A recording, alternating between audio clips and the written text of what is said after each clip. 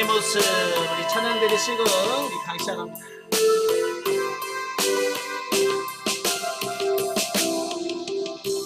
언제나 내 모습 너무나 부끄러워 무릎으로 주님께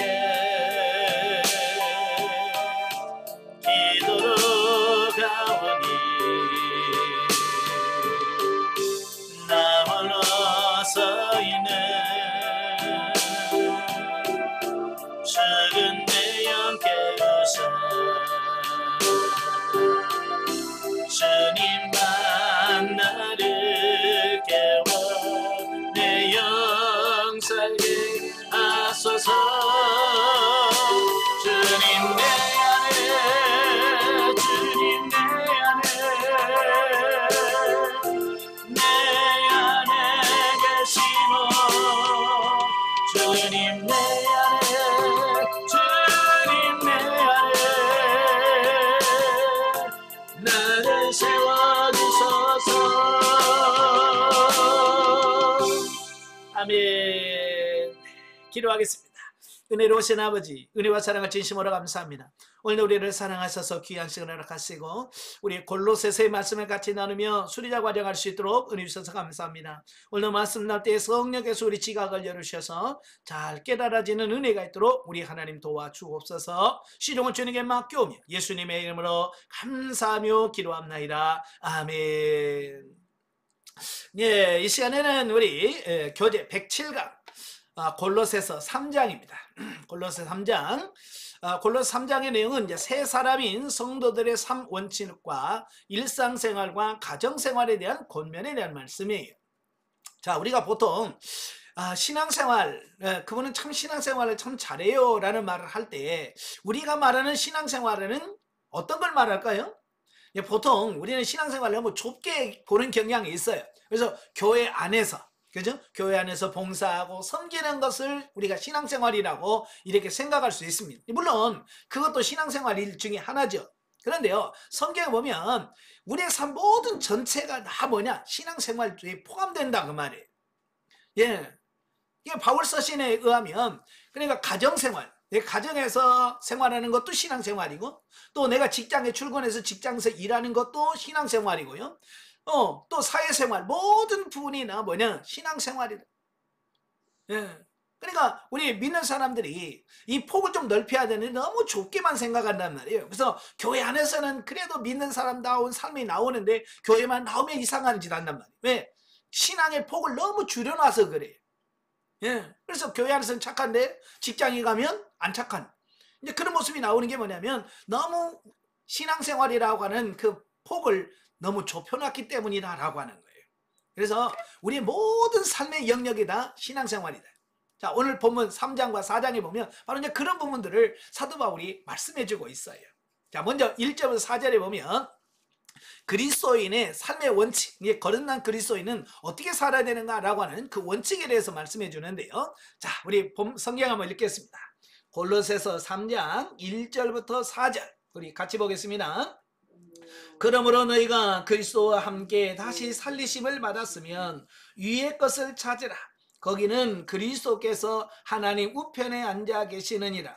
위의 것을 생각하고 땅의 것을 생각하지 말라. 이는 너희가 죽었고 너희 생명이 그리스도와 함께 하나님 안에 감추어졌습니다.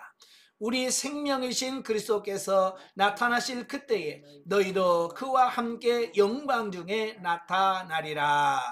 아멘. 자, 이건 이제 거듭난 우리 성도들이 어떻게 살아야 되는가, 이게 삶의 원칙에 대해서 말씀해주고 있어요. 예, 그러니까 본문에서 보면은 바울은 그리스도인의 삶의 실천적인 삶의 근본 원칙을 제시하고 있는데 이것은 한마디로 요약해서 위의 것을 찾으라라고 말씀해요. 예, 우리가 예수 믿고 거듭났다면 위의 것을 찾으는 위의 것. 예, 위의 것은 뭘 말하냐면 땅의 것, 아래 것의 반대 개념이에요.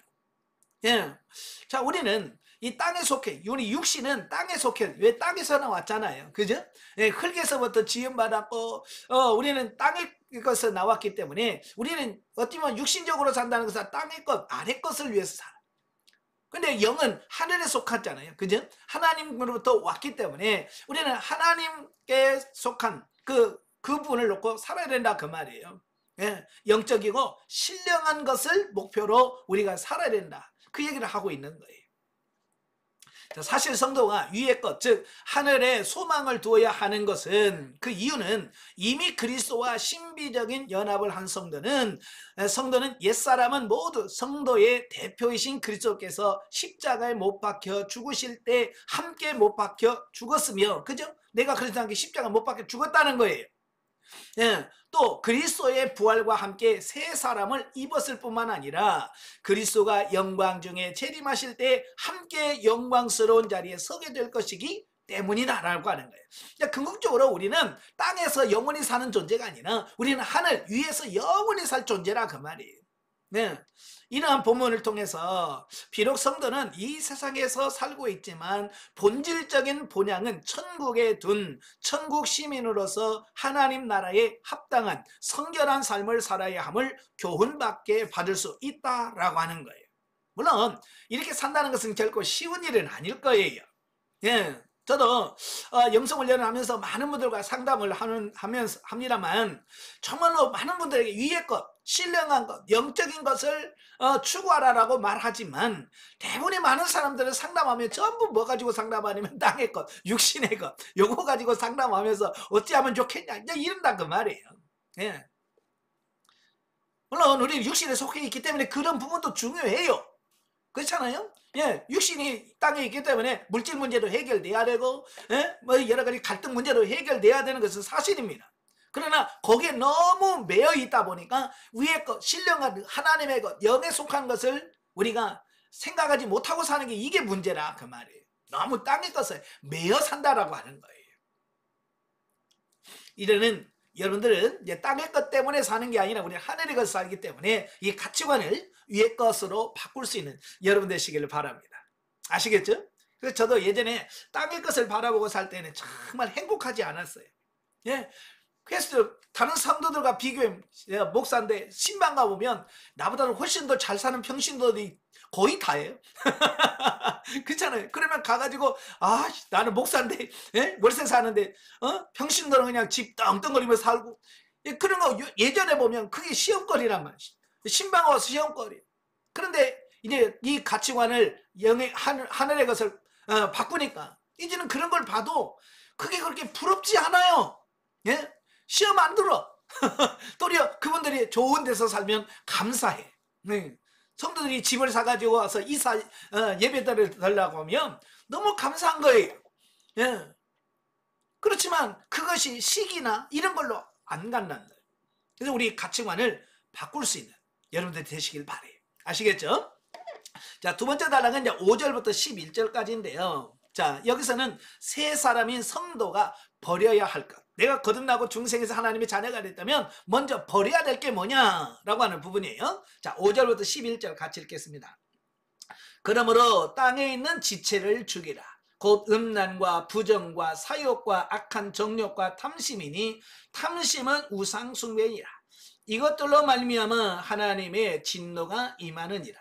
너희가 전에 그 가운데 살 때에는 그 가운데서 행하였으나 이제는 너희가 이 모든 것을 벗어버리라. 곧 분함과 노여움과 악의와 비방과 너희 입에 부끄러운 말이라. 너희가 서로 거짓말을 하지 말라. 옛사람과 그 행위를 벗어버리고 새 사람을 입었으니 이는 자기를 창조하신 이의 형상을 따라 지식에까지 새롭게 하심을 입은 자니라. 거기에는 헬라인이나 유대인이나 할레파나 무할레파나 야만인이나 수구디아인이나 종이나 자유인의 차별이 있을 수 없나니 오직 그리스도는 만유시니 만유 안에 계시니라.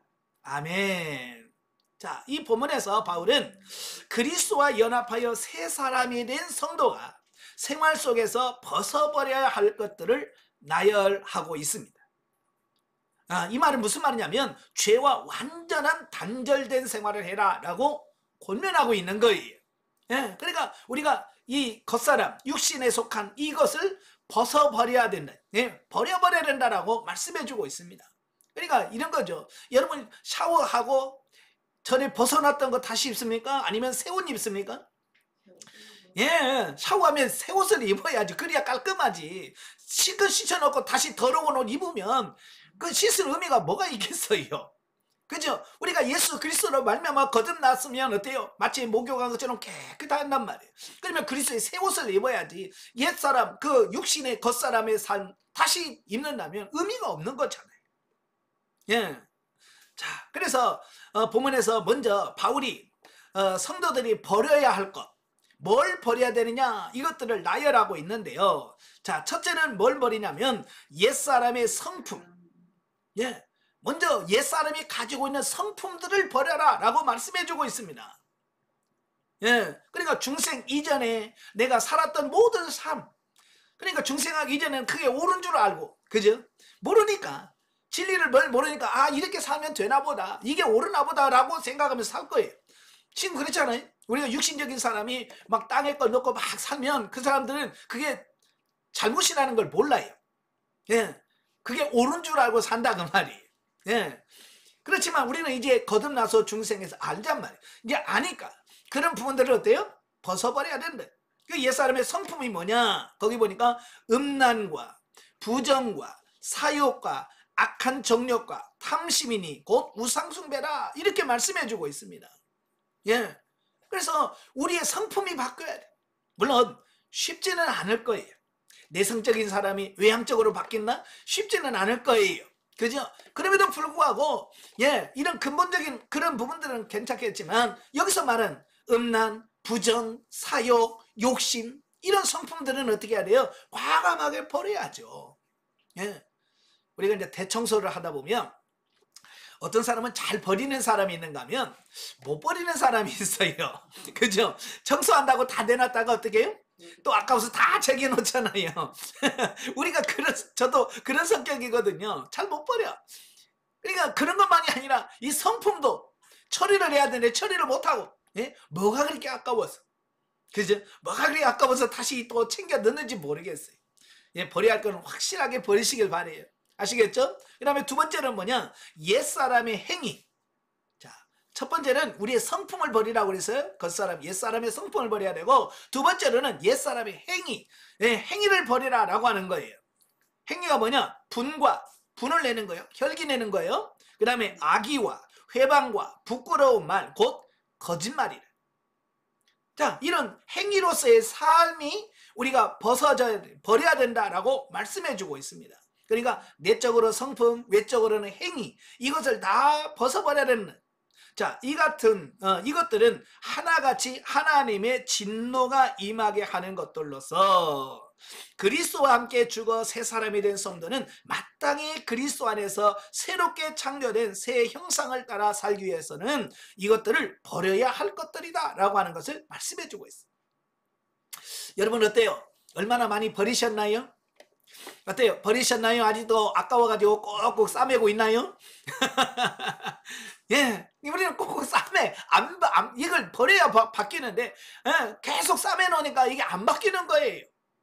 그래서 하나님께서 영성을 내라면 1차 감정처리, 2차 감정처리, 셋째 대청소 기간을 통해서 하나님께서 끊임없이 계속 청소하기를 원하시는데, 우리는 어때요? 버려야 되는데 안 버려.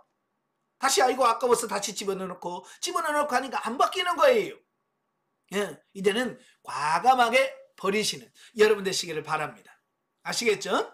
자, 이러한 본문은 옛사람 곧 죄의 지배를 받던 사람과 새사람 곧 그리스도 안에서 죄와 분리된 사람을 대조시켜서 삶의 구체적인 변화를 촉구한다는 면에서 동일한 옥중서신으로 유사한 주제를 다룬 에베소서 5장 1절부터 21절과 비슷한 점이 있다라고 하는 거예요. 그러니까 이 에베소서나 빌립보서나 옥중서신이라는 공동 부분을 갖고 있어요. 네, 그리고 또 에베소나 골로새 다 아시아 지역, 네, 아시아 지역이다 보니까 사람들의 성향이라든지 이런 게 비슷하단 말이에요. 그렇죠? 그래서 에베소서의 말씀과 골로새서의 말씀이 상당 부분 유사하다. 자, 이걸 보게 돼요. 자, 여러분 안에서 이런 것들을 과감하게 버리시는 여러분 되시길 바래요. 자, 그 다음에 12절부터 17절까지. 야, 지금까지는 버려야 될 걸 말했다면 이제는 갖춰야 될 것, 취해야 될 거예요. 다 버리면 어떡합니까? 좋은 건 취해야 되죠. 자, 12절부터 17절까지 다 같이 읽겠습니다. 그러므로 너희는 하나님이 택하사 거룩하고 사랑받는 자처럼 긍휼과 자비와 겸손과 온유와 오래 참음을 옷 입고 누가 누구에게 불만이 있거든 서로 용납하여 피차 용서하리. 주께서 너희를 용서하신 것 같이 너희도 그리하고 모든 것 이외에 사랑을 더하라. 이는 온전하게 매는 띠니라. 그리스도의 평강이 너희 마음을 주장하게 하라. 너희는 평강을 위하여 한 몸으로 부르심을 받았나니 너희는 또한 감사하는 자가 되라. 그리스도의 말씀이 너희 속에 풍성히 거하여 모든 지혜와 피차 가르치며 권면하며 시와 찬송과 신령한 노래를 부르며 감사하는 마음으로 하나님을 찬양하고 또 무엇을 하든지 말에나 일에나 다 주 예수의 이름으로 하고 그를 힘입어 하나님 아버지께 감사하라. 아멘. 예, 버려야 될 건 버려야 되고요. 취할 건 취해야 됩니다. 야, 뭘 취해야 되느냐? 보면은 그리스도와 연합된 성도의 위상, 곧 새 사람이 되는 것이 무엇인가를 구체적으로 설명하는 말씀입니다. 즉, 새 사람은 하나님의 성품을 본받아서 그리스도인으로서 바른 덕목을 갖추어야 한다라고 하는 사실이에요. 그러니까 우리가 신앙생활 한다는 것은 단지 교회 가서 예배 드리고 뭐 봉사 좀 하고 이런다고 해서 되는 게 아니라는 거예요. 예수 믿는 나라고 하는 것은 구체적으로 우리의 삶이 변화가 되어서 정말 그리스도인다운 삶을 살아가는 거예요. 우리가 부전자전이라는 말이 있잖아요. 그 아버지의 그 아들이다. 자식들은 부모를 닮아간다 그 말이에요. 저도 우리 아이들 보면 깜짝깜짝 놀란 게 그거예요. 어찌 그렇게 똑같은지. 그렇잖아요? 그래서 참 그걸 보면서 충격을 받는 거예요. 저렇게 살면 안 되겠구나. 내가 바르게 살아야 우리 자녀들이 나를 보고 이렇게 살지 않을까. 내가 엉망으로 살면 자식들이 그런 거 보면서 똑같이 살 건데. 그죠? 자, 우리는 하나님을 아버지라고 부른단 말이에요. 그죠? 하나님을 아버지라고 부르고 우리는 그의 자녀라고 한다면 우리는 그 아버지를 닮아가는 삶.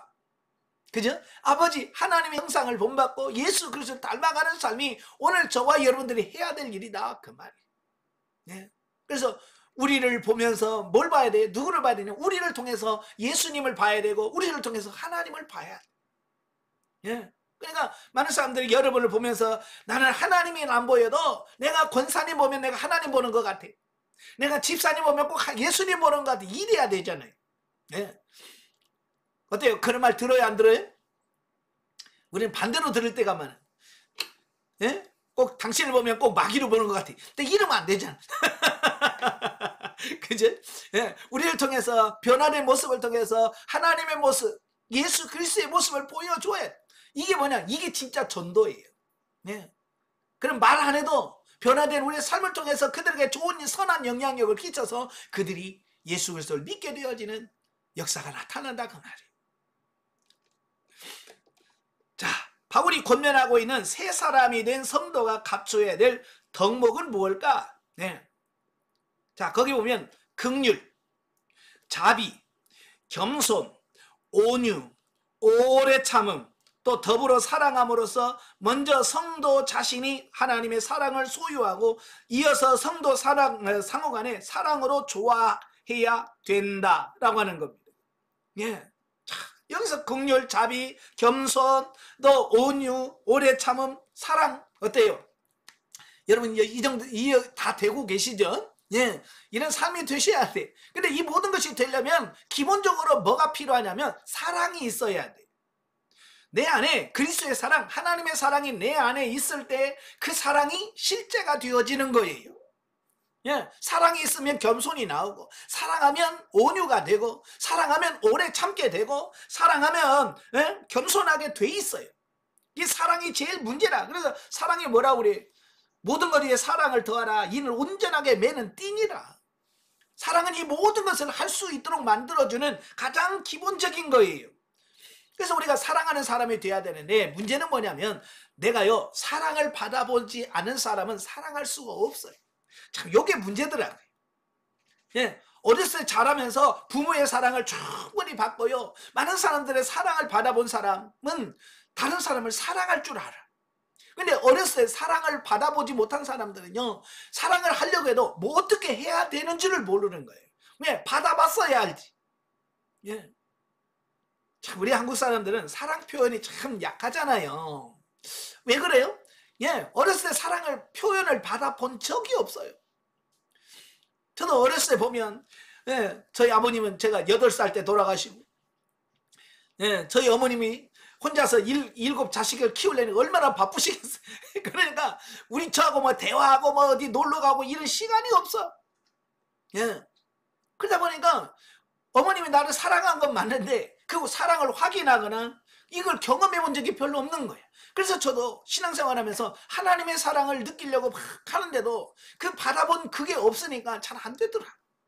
그래서 제가 영성훈련 하면서 하나님, 내가 사랑을 받아봤어야 사랑을 할 수 있는데 내가 사랑을 받아본 경험이 없습니다. 그래서 저는 부모의 사랑은 아니더라도 이제는 하나님의 사랑을 내가 경험해 보기를 원합니다. 하나님의 사랑을 나에게 덧입혀 주시옵소서. 그래서 제가요, 훈련 받으면서 계속 기도했던 게 그게 뭐냐면 하나님의 사랑으로 나를 덧입혀 달라.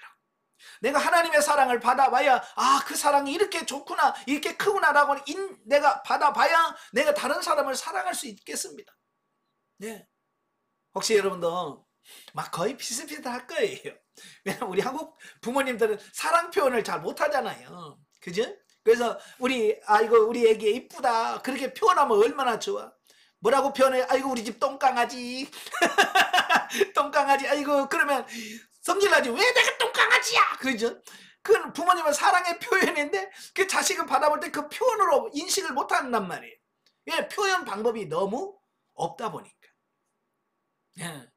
그래서 부모의 사랑을 못 받았다면 여러분도 하나님의 사랑을 받아보셔야 돼. 예. 그래서 하나님 앞에 주의 사랑으로 나를 채워주옵소서. 그래야 내가 주님을 이웃을 사랑할 수 있습니다. 제가 늘 하나님께 기도했던 게 그런 거거든요. 주님, 나는 사랑을 받아본 적이 없어서 나는 사랑할 줄 모릅니다. 그래서 주님의 사랑으로 나를 채워주시옵소서. 근데 주님의 사랑을 받아봐야 내가 사랑할 수 있겠습니다 라고 기도했던 거예요. 예, 여러분도 그런 기도하시길 바래요. 자, 사실 죄와 허물로 죽었던 우리가 하나님의 택하심으로 사망에서 생명으로 전이된 것은 우리의 행위나 공로가 있어서가 아니라 온전히 하나님의 값없이 주시는 은혜의 선물과 사랑하심 때문이다. 그렇죠? 우리가 구원받은 것은 우리가 뭘 잘해서가 아니잖아요. 그죠? 오직 하나님의 긍휼하심, 하나님의 사랑 때문에 우리가 구원받은 거예요. 그래서 오늘도 우리도 다른 사람들을 사랑할 때 우리는 자꾸 조건을 따져. 우리 자녀들을 사랑할 때도 야, 그 점수 가지고 너 사랑받으려고 그래? 네가 그런 식으로 살면서 내가 사랑받기를 원해? 라고 말한다면 자꾸 우리는 조건을 건다 그 말이에요. 근데 하나님은 조건을 걸지 않는다는 거예요. 예, 이제 여러분도 사랑할 때 조건을 좀 걸지 않기를 바래요. 우리는 누구에게나 다 조건을 걸려고 그래. 심지어 부부간에도 사랑하려면 아내들은 남편에게 그래도 청소는 해줘야지, 그래도 설거지는 도와줘야지, 그래도 이거 음식물 쓰레기는 갖다 버려줘야지. 이제 우리는 그런 조건을 가지고 해주면 좋아해요, 사랑해요, 그러고 안 해주면 열받고. 우리는 자꾸 조건을 걷는데 하나님은 우리가 조건을 안 걸었어요. 만약에 하나님이 여러분이 조건 건다면 그 조건 이룰 자신이 있습니까? 예? 예를 들어서 야, 내 사랑 받으려면 그래도 100억은 갖고 와야 돼. 여기 100억 있어요? 1억도 없는데? 네, 너 최소한 서울대는 나와야 돼. 뭐 서울에 있는 대학교도 못 나왔는데. 이 조건이 없어요. 주님은 그냥 사랑했잖아요. 그래서 우리도 가족을 사랑하든 이웃을 사랑하든 조건을 좀 안 걸었으면 좋겠어요. 예, 아시겠죠? 예, 그래서 우리도 구원받을 때 조건이 없었잖아요. 그래서 에베소 2장 8절 9절에 보면 우리가 구원받은 어떤 행위로 구원받은 것이 아니기 때문에 우리가 행위를 자랑할 것이 없다 그러잖아요. 우리가 무슨 착한 일을 하고 구원받은 것도 아니고, 예? 헌금을 많이 해서 구원받은 것도 아니잖아요. 그저 주님이 나를 긍휼히 여기고 불쌍히 여겨서 우리를 불러서 하나님이 자녀 삼아 주셨잖아요. 예, 그래서 우리가 행위가 없기 때문에 자랑할 것 없다. 우리도 다른 사람 똑같이 그렇게 행할 수 있기를 바랍니다. 따라서 이러한 사랑을 입은 성도가 똑같은 하나님의 사랑으로 성도가 된 이웃과 조화 있는 삶을 살아야 하는 것은 당연한 것이다 라고 하는 거예요. 예수님이 그러잖아요. 네가 거저 받았으니 거저 주라. 예? 우리가 거저 받았으니 거저 줄 수 있는 우리가 돼야 되시.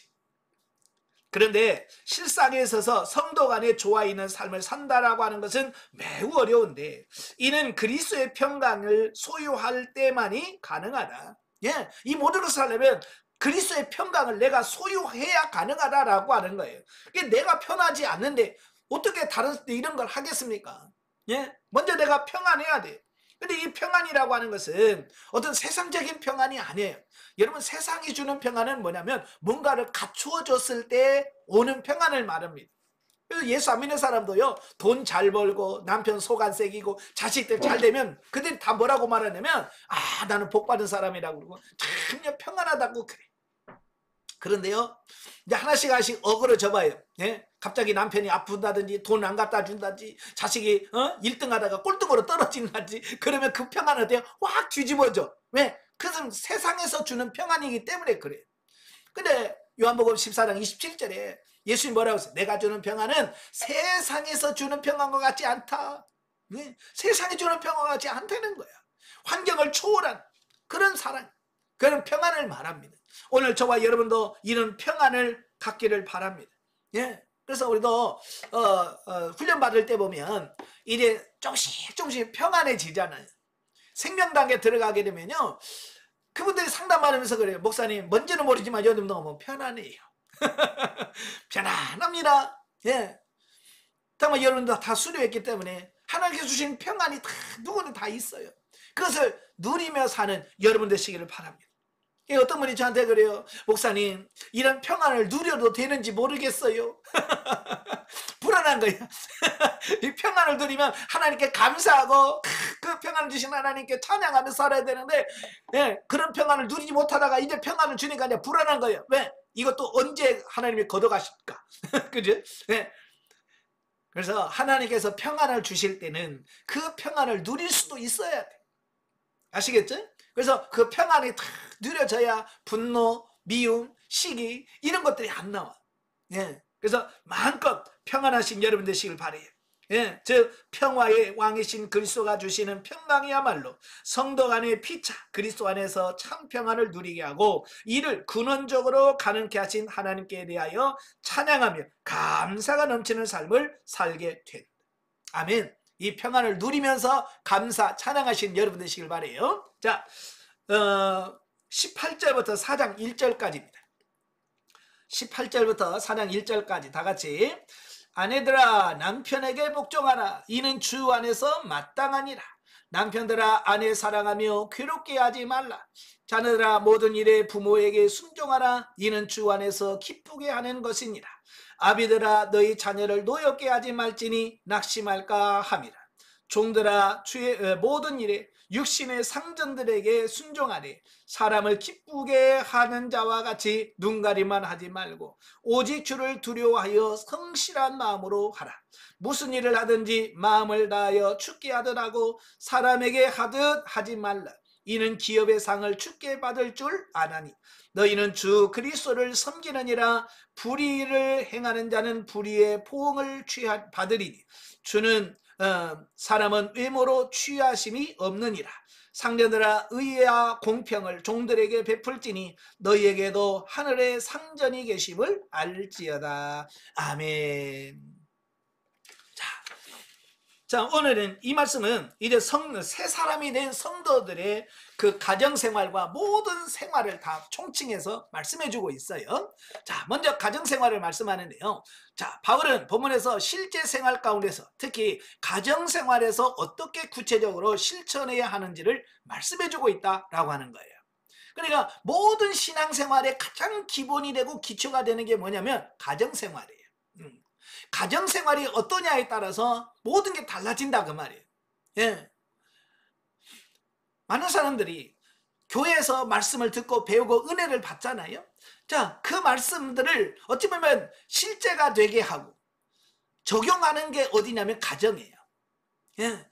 바로 그 모든 신앙생활이 가정에서 나타나야 되고 누려져야 되는데 대부분이 그렇지 않는다 그 말이에요. 아까 서론에서 말한 것처럼 많은 사람들은 신앙생활을 교회 안에서의 삶과 연결시켜줘서 교회에서는 참 잘해요. 근데 교회 밖에 나오면 안 된다 그 말이에요. 그러니까 교회 안의 삶과 교회 밖의 삶이 너무 다른 거예요. 제가 전에 교회에 있을 때 처음 저희 교회에 왔을 때 기도 제목이 뭐냐 물어봤더니 자기 남편을 전도하고 싶다는 거야. 자기 남편을 구원하고 싶대. 그러냐? 같이 기도하자. 그래서 새로 오신 분들하고 같이 기도하다가 기도하는데 어느 날 그 남편이 교회에 나왔어. 기도 응답이잖아요. 그죠? 그래서 할렐루야 감사하고 그래서 열심히 가르치면서 양육하고 열심히 했는데 얼마 후에 그분이 안 나오셨어. 교회에 안 나오시는 거예요. 그래서 가서 신방을 가서 왜 안 나오냐? 응? 교회 계속 나오셔야지 왜 안 나오세요? 라고 말했더니 그분이 하는 말이 그거예요. 교회 가가지고 아내의 이중적인 모습을 봤다는 거예요. 아내의 이중적인 그 뭐예요? 그랬더니 교회에서는 천사들이 교회 가서 모든 사람들에게 싹싹하고 막 할렐루야 그러면서 막 웃으면서 막 하는데 집에만 오면 갑자기 악마로 바뀌는데 그러니까 전에는 교회를 안 갔으니까 교회를 안 갔으니까 집에 있는 모습만 보잖아요. 그죠? 집에 있는 아내의 모습만 보니까 뭐 그러니 어차피 뭐 저 여자는 저런 사람이야 라고 생각을 했었는데 교회 가보니까 전혀 다른 모습이 나오는 거잖아요. 그죠? 그러니까 이제 혼돈이 생기는 거야. 도대체 집에 있는 여자가 진짜인지 교회에서 있는 여자가 진짜인지 이게 이중적인 이게 느껴지면서 교회 가기 싫더라는 거야.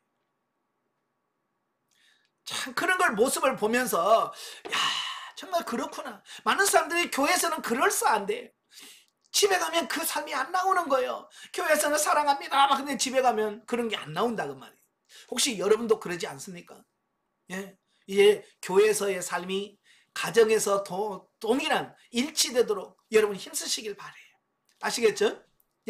자, 그리스도인들은 세속 사회에서 인간적인 인내와 자기 노력으로 규범을 지켜나가는 것이 아니라 그리스도께서 힘을 얻어 살아가야 한다. 그죠?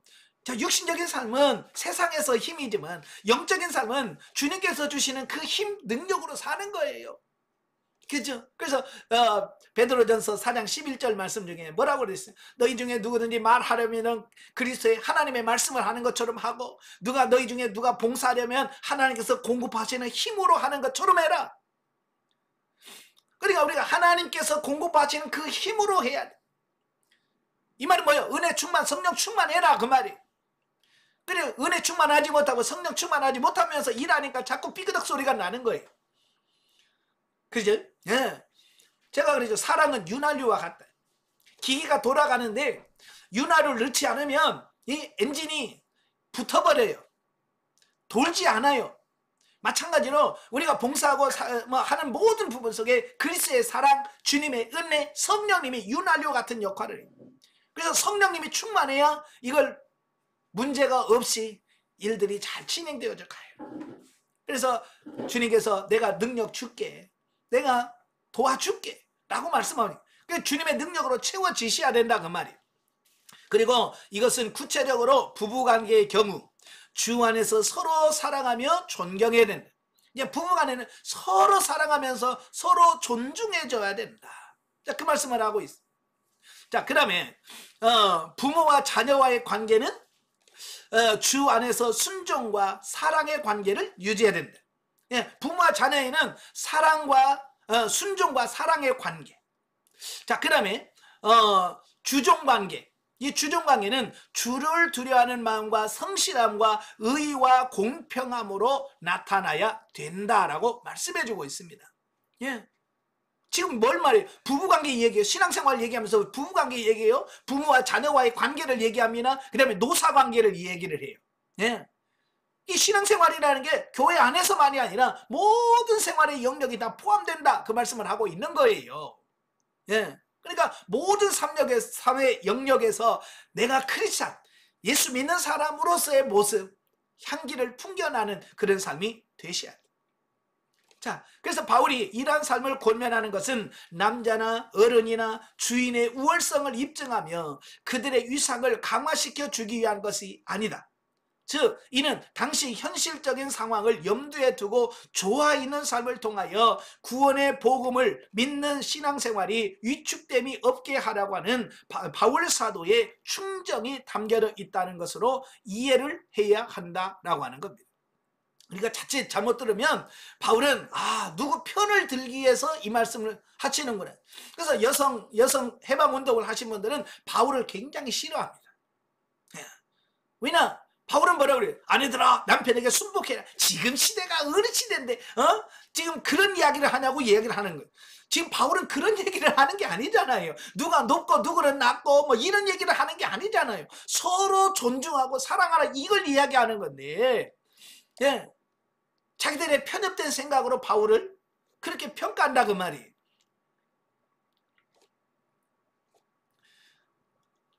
자, 당시 히브리인의 사회에서 상대적으로 낮은 위치에 있던 여인들과 부모의 소유물의 일부로 취급했던 자녀, 그리고 주인의 행포로 비참한 생활하는 노예들이 그리스도의 복음을 듣고 얻은 영적 자유를 오해하여 가정의 질서가 파괴되며 분란을 야기시키는 경우가 있었다라고 하는 거예요. 그러니까 기독교가 들어가지 않았을 때는요, 진짜 여성들은, 물론 교회 기독교가 들어가도 많은 문제가 있었어요. 예? 사실 여성들이 투표권을 얻고 이렇게 여성의 인권이 이렇게 올라간 거 얼마 안 돼요. 우리나라도요, 몇십 년 전까지만 해도요, 그런 거 없었어요. 여자는 호적에도 안 올렸어요. 상속권도 없고요. 예? 지금은 어때요? 이제는 이제 어찌 보면 여성의 인권이 남성보다 위에 가는 이 역전된 상황이 벌어지잖아요. 예. 자, 그래서 이 기독교가 들어오면서부터 정말 여권, 여성의 인권이 많이 상향을 바뀌어졌고요.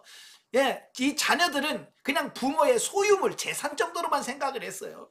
예, 그런데 바울은 그런 재산 종류가 아니라 그 아이들의 그 인권을 세워주는 거고, 또 노예들을 정말 비참했잖아요. 이건 짐승 취급했어요. 그런데도 바울은 그런 자들까지도 관심을 갖고 그들을 세워가는 이 부분에 신경을 썼다라고 하는 거예요. 네. 그러니까 이런 오해를 하면 안 됩니다. 바울은 누구 편을 들었다라고 하는 말을 하면 안 되는 거예요. 어찌 보면 바울은 약자 편에 서서 세워가고 있다 그 말입니다. 자, 왜냐하면 자칫 잘못하면 이거 자유라고 하는 어떤 이런 것을 오해해가지고요, 사회에 문제를 야기시킬 수 있는 경우가 있다 그 말이에요. 예, 그러니까 초대교회에도 그런 현상들이 많이 나타났거든요. 여성들이 이 교회 안에 들어와서 신앙생활을 하다 보니까 하나님 똑같이 사랑하는데, 이제 그래가지고 교회 안에서도 여권을 주장을 하게 되고, 그래서 고린도 교회 같은 경우에도 많은 문제가 야기된 게 뭐예요? 여자들 예전에는 다 히잡 같은 거 다 쓰고 다녔잖아요. 예? 그런데 그런 거 다 필요 없어, 다 벗어.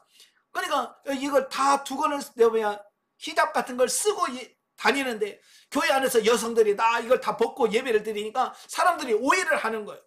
예? 그러니까 바울이 그러잖아, 예배 시간에 다 써라. 왜? 다른 사람들에게 오해를 불러일으키지 않도록 하기 위해서.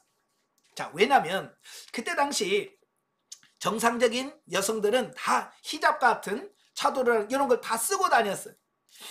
누구만 안 썼냐면 이 창녀들만은 이걸 안 썼어요.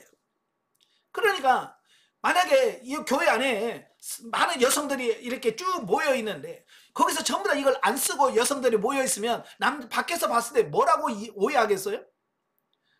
여기는 창녀촌이구나, 이렇게 오해할 수밖에 없다는 거예요. 그 당시의 문화로. 그러니까 바울이 왜 그런 오해를 받게 할 이유가 뭐냐, 그죠? 예. 그런 오해를 받지 않도록 예배 시간에는 다 써라, 그렇게 얘기했던 거예요. 그러니까 이런 사회 문화나 이런 부분들도 개혁을 할 때 서서히 조금씩 해야 되는 거예요. 예. 예. 그래야 세상으로부터 쓸데없는 공격을 받지 않는다 그 말이에요. 우리나라도 처음에 기독교가 들어왔을 때 우리는 유교 문화잖아요. 남녀 7세 부동석에. 그죠? 남녀가 7세가 되면 같이 안 앉아. 따로 앉는 이런 룰이 있단 말이에요. 그러니까 기독교가 처음에 우리 한국교회에 왔을 때 남자들이 신앙생활 하지만 여성들도 신앙생활 한단 말이에요. 그러면 같이 예배를 드려야 되는데 남자가 여자가 같이 있으면 우리나라 문화에서는 이해가 안 되는 거예요. 어떻게 남자가 같이 있어? 이해가 안 돼요. 그래서 옛날 교회 가면 기역자 교회였잖아요. 그죠? 기역자 교회. 예. 저도 여기 금산에 가면 옛날 1905년도인가요? 지은 교회, 기역자 교회가 지금 남아 있습니다. 예. 그래서 기역자 교회에서 한쪽은 남정, 한쪽은 여성. 그래서 여성 쪽에 가면 커튼까지 쳤어요. 커튼까지 쳤어. 지금 우리의 생각으로 보면 이해가 안 되죠. 어떻게 저렇게 차별대우를 했나라고 하지만 그 모든 것은 그때 당시 여성들을 보호하고 지켜주기 위해서 최소한의 룰을 지켰던 거예요. 예. 그러니까 문제가 없는 거예요. 예. 우리도 개혁을 하지만 이런 부분들도 세심하게 배려를 해야 돼요. 그래서 바울이 이런 부분들까지도 다 생각을 하면서 하는 거예요. 자, 이런 상황에서 바울은 모든 사람이 하나님의 형상대로 지음받은 존엄성을 지닌 인간이므로 이에 대한 침해가 없어야 함을 전제하면서도 맡은 바 직무에 충실하여 성도의 덕을 지키며 마땅히 구현해 가야 할 그리스도의 생활 지침을 제시함으로써 그리스도의 공의와 사랑을 드러내고 있다라고 하는 거예요. 오늘도 많은 사람들이 좋아하는 말이 뭐냐면 혁명이에요. 혁명은 뭐예요? 확 뒤집어 엎는 거죠. 예. 근데 이 혁명은 뭐냐면 어떤 힘에 의해서 바꾸는 것을 혁명이라고 그래요. 예. 우리나라도 뭐 4.19 혁명 같은 거 하잖아요. 이건 군사력을 어떤 힘을, 민중의 힘을 통해서 그냥 체제를 뒤엎는 것을 혁명이라고 그래요. 성경은 혁명을 지지할까요? 여러분, 성경은 절대로 혁명을 지지하지 않습니다. 성경은 개혁을 지지해요. 개혁은 뭐냐? 서서히 스스로의 자정적인 어떤 그런 거에 의해서 바뀌어져 가고 변화되어지는 것을 원합니다. 예. 오늘 마찬가지 공산주의라고 하는 많은 젊은이들, 오늘날도 우리나라에 이 공산주의적인 사고와 가치관들이 너무 많아요. 예, 왜냐하면 그분들은요, 이 공산주의에 빠진 사람들은요, 이 공산주의 이론에 빠진 사람, 여러분 공산주의 이론은요 진짜 좋습니다. 왜? 성경에서 나온 거예요. 성경을 바탕으로 해서 모든 사람이 공평하다, 똑같이 누려낸다, 겉으로만 보면 이게 얼마나 좋은지 몰라요. 근데 레닌이나 이런 사람들이 공산주의 혁명을 일으키면서 스스로 백성들이, 그죠? 국민들이 우러러 나와서 그래 맞아, 부자들이 그래 나만 잘 살면 안 되지, 그래서 자기 거 재산 다 팔아서 가난한 사람이 나눠주고, 이게 사도행전 2장의 모습이 나왔으면 아무 문제가 없어. 근데 사람들이 그냥 자발적으로 그렇게 하는 사람이 있어요, 없어요? 예, 성령 충만 받지 않으면 안 돼요. 예, 초대교회는 다 유무상통했잖아요. 자기 있는 걸 내놓고 같이 나눠서. 왜? 성령 충만하니까 가능한 거예요.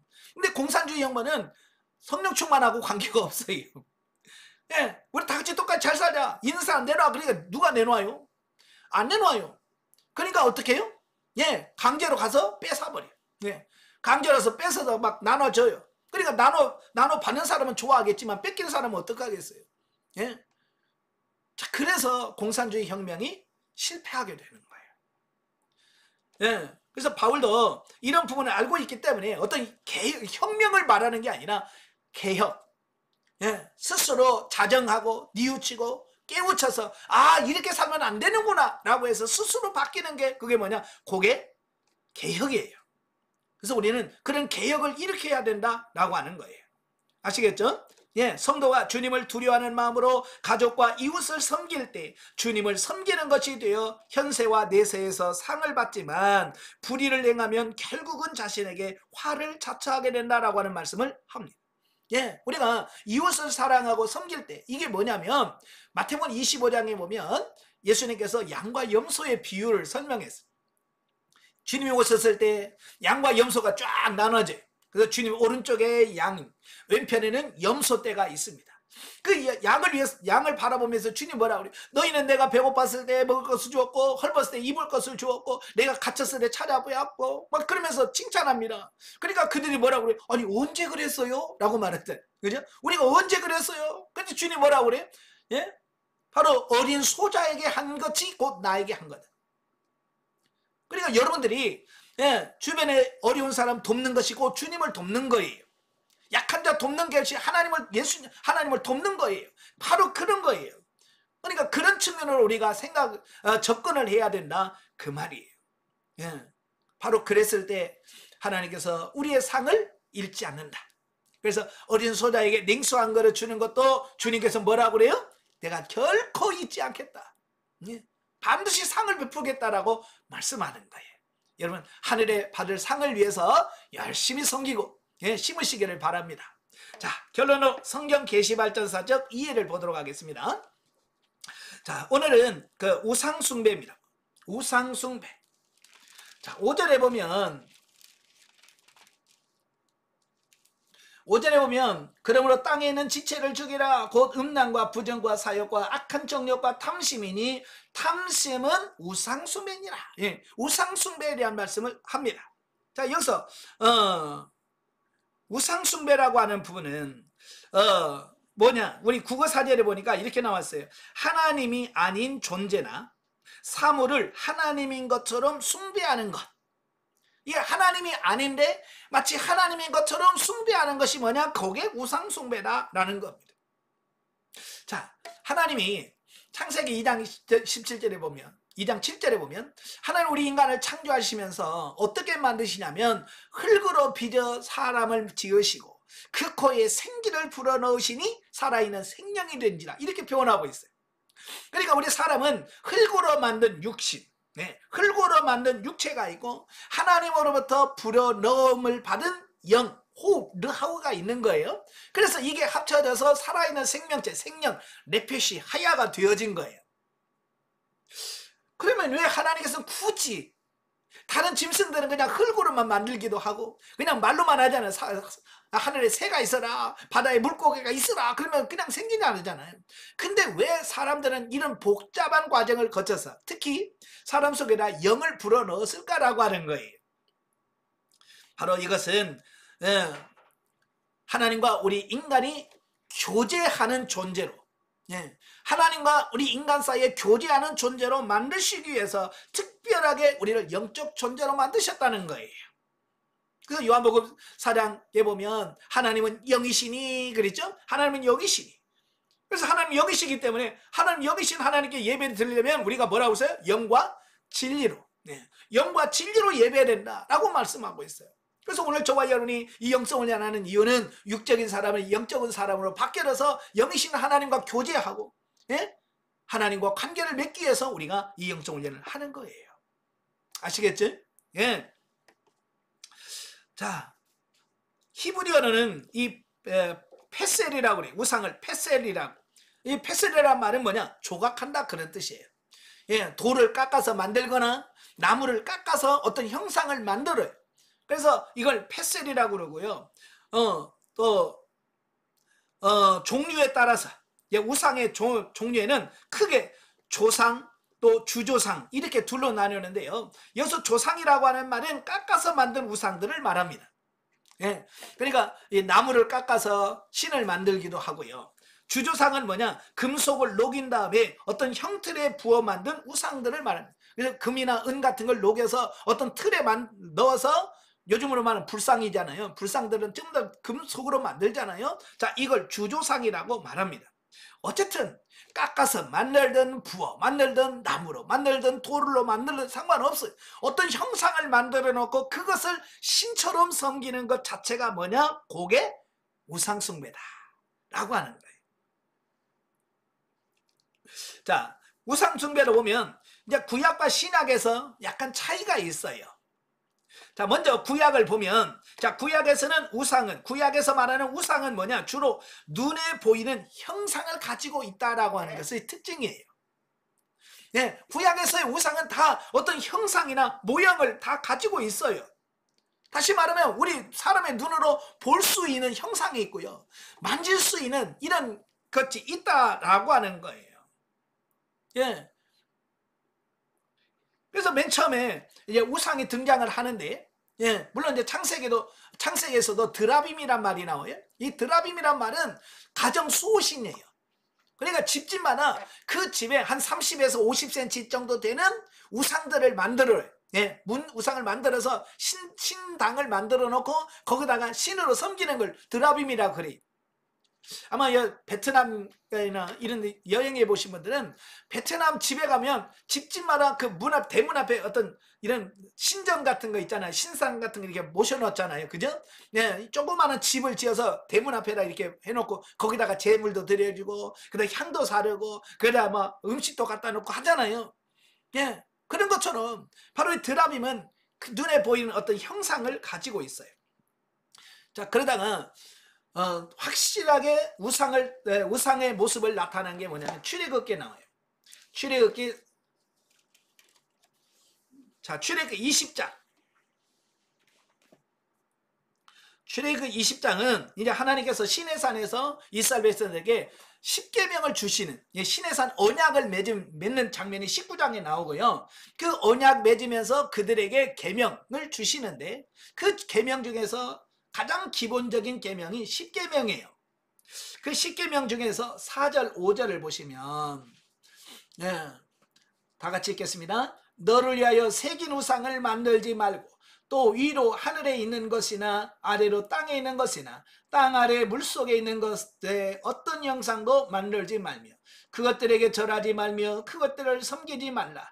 나 내 하나님 여호와는 질투하는 하나님이지 나를 미워하는 자를 죄의 값대 아버지로부터 아들에게로 3, 4대까지 이르게 하려니와 나를 사랑하고 내 계명을 지키는 자는 천대까지 은혜를 베푸느니라. 그랬습니다. 여기서 하나님께서 10계명, 10가지의 계명을 주시는데 그 계명 중에서 1계명이 뭐냐면 나 외에 다른 신을 섬기지 마라. 그게 1번. 그 다음에 2번이 뭐냐면 너를 위하여 우상을 만들지 말라. 그리고 거기서 섬기지 말며 절하지 말라라고 말씀해 주고 있어요. 어찌 보면 10가지 계명 중에서 1계명과 2계명이 다 뭐예요? 우상과 관련돼 있는 것들이에요. 그만큼 하나님께서는 우상을 만드는 그 자체부터 가장 싫어하는 거예요.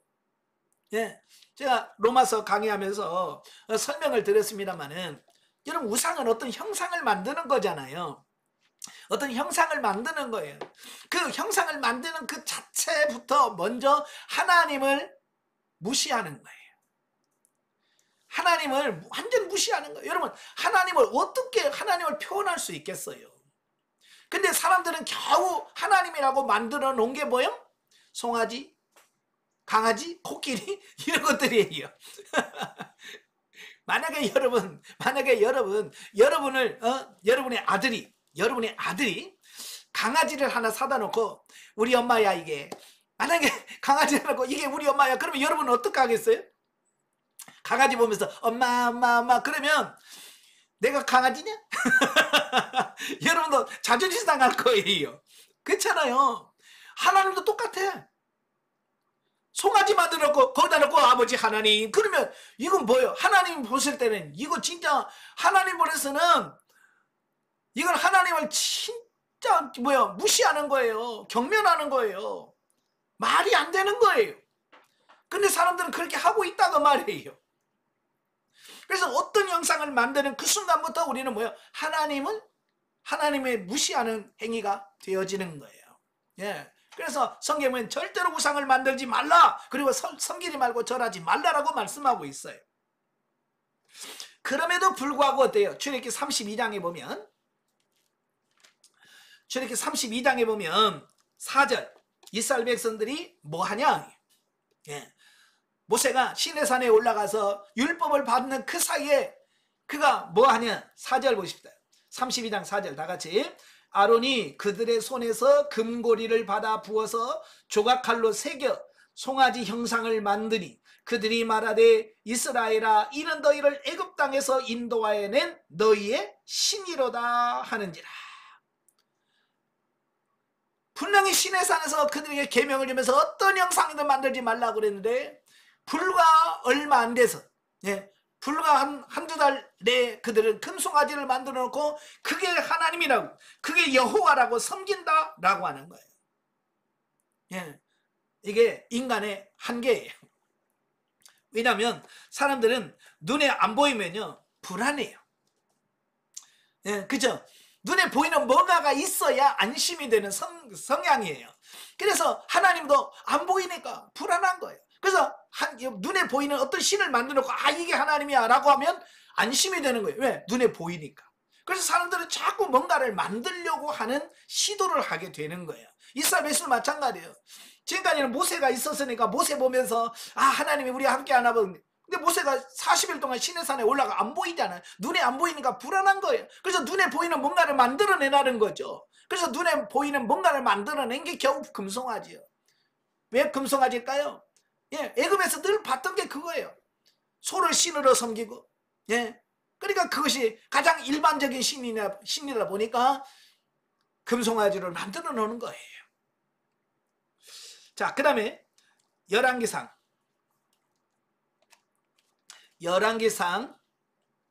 11장 1절부터 8절.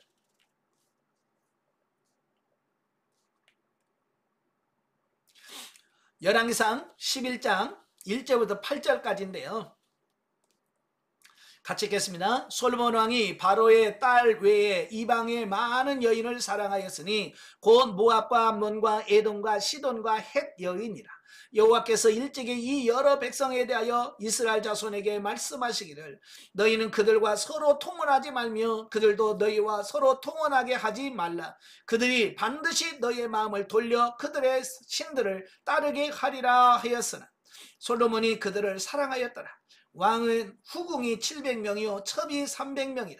그의 여인들이 왕의 마음을 돌아서게 하였더라. 솔로몬이 나이 많았을 때에 그의 여인들이 그의 마음을 돌려 다른 신들을 따르게 하였으므로 왕의 마음이 그의 아버지 다윗의 마음과 같지 아니하여 그의 하나님 여호와 앞에 온전하지 못하였으니 이는 시돈 사람의 여신 아스다롯을 따르고 암몬 사람의 가증한 밀곰을 따르니라.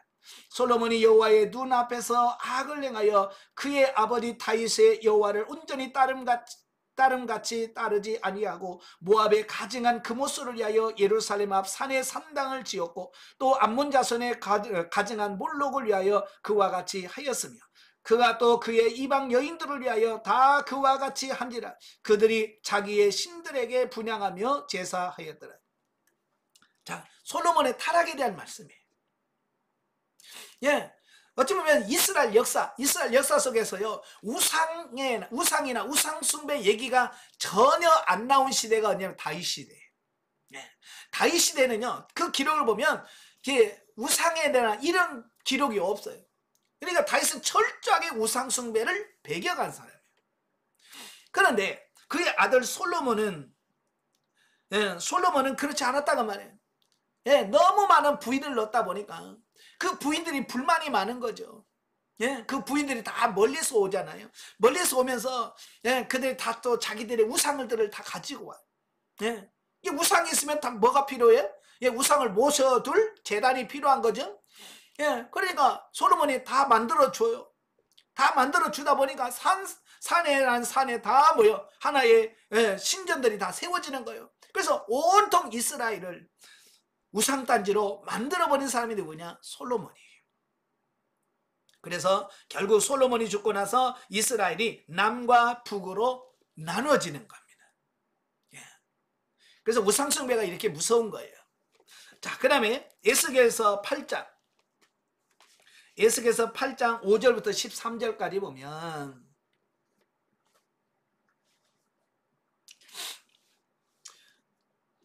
에스겔서 8장 5절부터 13절 다 같이. 그가 내게 이르시되 인자야 이제 너는 눈을 들어 북쪽을 바라보라 하시기로 내가 눈을 들어 북쪽을 바라보니 제단문 어기 북쪽에 그 질투의 우상이 있더라. 그가 또 내게 이르시되 인자야 이스라엘 족속이 행하는 일을 보느냐. 그들이 여기에서 크게 가증한 일을 행하여 나로 내 성소를 멀리 떠나게 하느니라. 너는 다시 다른 큰 가증한 일을 보리라 하시더니 그가 나를 이끌고 뜰 문에 이르시기로 내가 본즉 담에 구멍이 있더라. 그가 내게 이르시되 인자야 너는 이 담을 헐라 하시기로 내가 그 담을 허니 그 한 문이 있더라. 또 내게 이르시되 들어가서 그들이 거기에서 행하는 가증하고 악한 일을 보라 하시기로 내가 들어가 보니 카게한 곤충과 가증한 짐승과 이스라엘 족속의 모든 우상을 그 사방벽에 그렸고 이스라엘 족속의 장로 중 70명이 그 앞에 섰으며 사반의 아들 야아샤냐도 그 가운데 있고 섰고 각기 손에 향로를 들었는데 향연이 구름같이 오르더라. 또 내게 이르되 인자야 이스라엘 족속의 장로들이 각각 그 우상의 방한 어두운 가운데서 행하는 것을 내가 보았느냐. 그들이 이르기를 여호와께서 우리를 보지 아니하시며 여호와께서 이 땅을 버리셨다 하느니라. 또 내게 이르시되 너는 다시 그들을 행한 바 다른 큰 가증한 일을 보리라 하시더니. 자, 여기서 에스겔이요 환상 중에 예루살렘으로 에스겔을 하나님께서 끌어가시. 그래서 예루살렘에 있는 성전의 모습을 쫙 보여주는 겁니다. 왜 하나님께서 예루살렘 성전을 무너뜨려야 되는가라고 하는 부분을 보여주십니다. 예, 왜 하나님이 예루살렘 성전을 떠날 수밖에 없는지. 바로 성전 안에서 우상들이 만연해 있었다라고 하는 거예요. 그래도요, 그 전에는요, 우상을 세워도요, 다 산에다가 세웠어요. 성전 안에는 거의 안 세웠어요. 가장 악한 왕 아하스나 므낫세 왕 정도가 겨우 성전 안에다가 아스타로 우상 하나 세우고 그걸로 끝났어요. 그리고 다 성전 밖에서 세웠는데요, 에스겔서에 보면요, 왜 하나님이 그 성전을 무너뜨리냐면 아예 성전 안에 전부 다 우상이 다 따락따락따락 성전 안에 하나님을 섬겨야 될 그 성전에 우상들이 가득 차 있는 거예요. 그러니 더 이상 그 성전이 아닌 거죠. 그래서 하나님께서 내가 이 성전을 허물어 버리겠다. 그래서 솔로몬이 지은 성전을 허물어 버리신 거거든요. 자, 이렇게 구약에는요 온통 눈에 보이는 우상이에요. 자, 한번 종합해 보면, 자, 오늘은 우상숭배. 자, 우상숭배인데 구약에서의 우상은 뭐냐면 어떤 형상,